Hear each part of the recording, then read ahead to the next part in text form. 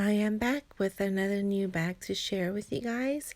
I don't think I've seen a review of this one, unless I've missed it. So I'm definitely happy to share this with you. I did purchase this from the Chanel boutique, which I had to go on a list, and luckily they called me. And this was before the price increased, although I haven't checked to see if the price on this one had increased. As this is supposed to be a seasonal bag and not a classic, although it looks like a classic. As you can probably tell, all the seasonal bags come with the black dust bag instead of the white that you see with all the classics. So, and this little white fishnet, usually when it's brand new, that's how it is. And here it is.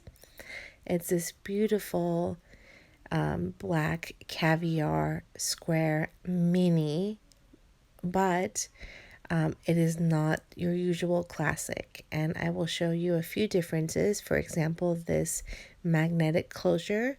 All of the classic bags have them, or the classic flaps, I should say, have the turn lock key. And this one is magnetic. And it's one of the reasons why I like this bag, because it's so much easier to just close and open because of the magnetic closure, instead of having to find, the exact position to close your bag when you're in a hurry. It doesn't have a back pocket, and which was very surprising for me, especially for the price that it was. This one was $3,800 plus tax, and at the time before the price increase, I believe the minis were $3,200 if I remember. The mini squares. I'll have to double check this. I'm not sure if the squares are still $3,800. I know that the rectangulars are. So this is more expensive at the time when I got it than the regular one. So I'm just going to bring another mini that I have, a classic flap that I've got, so I can show you guys a comparison.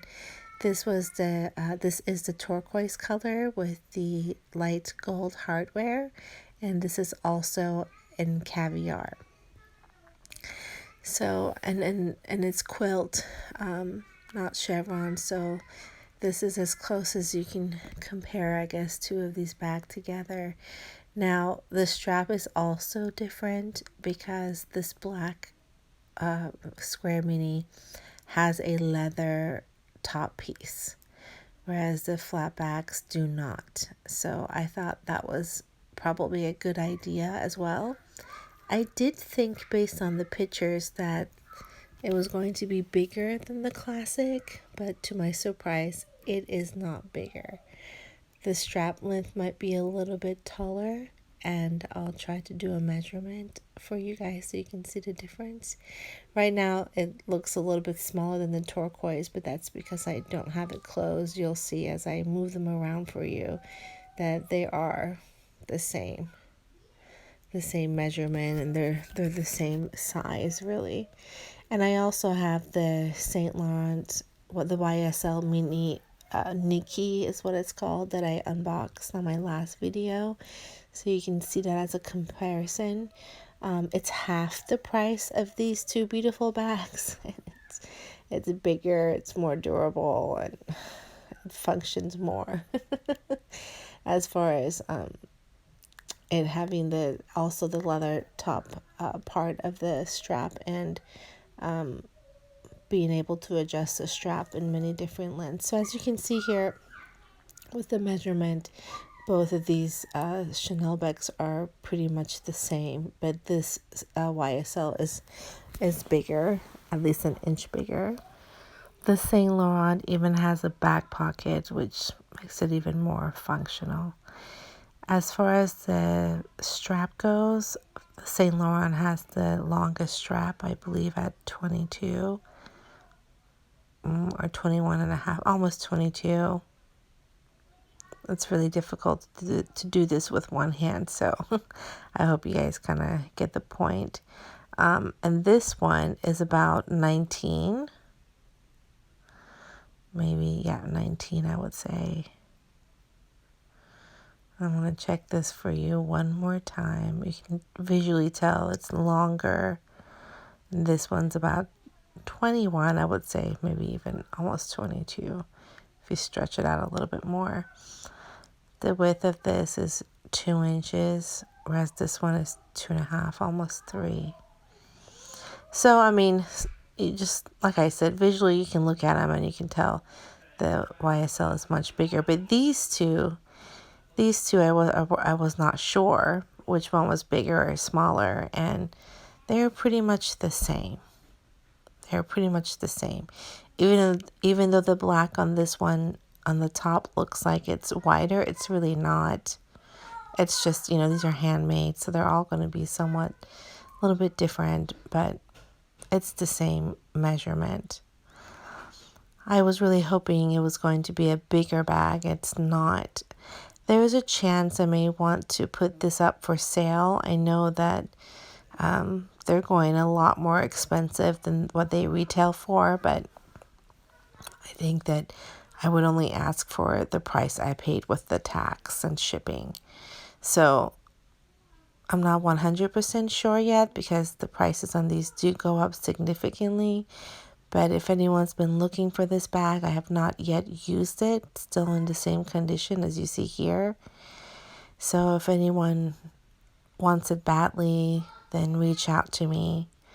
I will probably work with you. I've had people in the past that reached out to me for items I did not have for sale, but they loved it more than I did, so I will let it go. So this black one, I'm just on the fence about it because it's not as big as I thought it was going to be. But I love the quality of the leather. It's very shiny. It's very soft actually, but scratch resistant because it's caviar. And I do like this shape. I really was hoping it was going to be a bigger bag. And I'm very disappointed that it doesn't have a back pocket. And I know in the pictures on the runway, it looked like it was a turn lock, but it's not. And I do like the magnetic closure. I did purchase another bag from Saks Fifth this time, which I don't think I'll purchase from them again. This was the one in New York. I had asked them for a new stock, and I really love this color, but I don't know if you guys can see the wrinkle right there above the turn lock. One of the reasons I do like to do these unboxings is because when you see something, a defect or what have you, it's nice to see when you first unboxed it that the defect was already there, so it was shipped to you in that way. So this one, not only did it take many weeks to get to me, which I had to call and follow up many times, but they also sent me one that was not in good quality. You can't tell here. The puffs here in the front look just fine, but the back look like they flattened. And I'm not sure if I'm going to be able to capture it well, but they're just not as puffy in the back.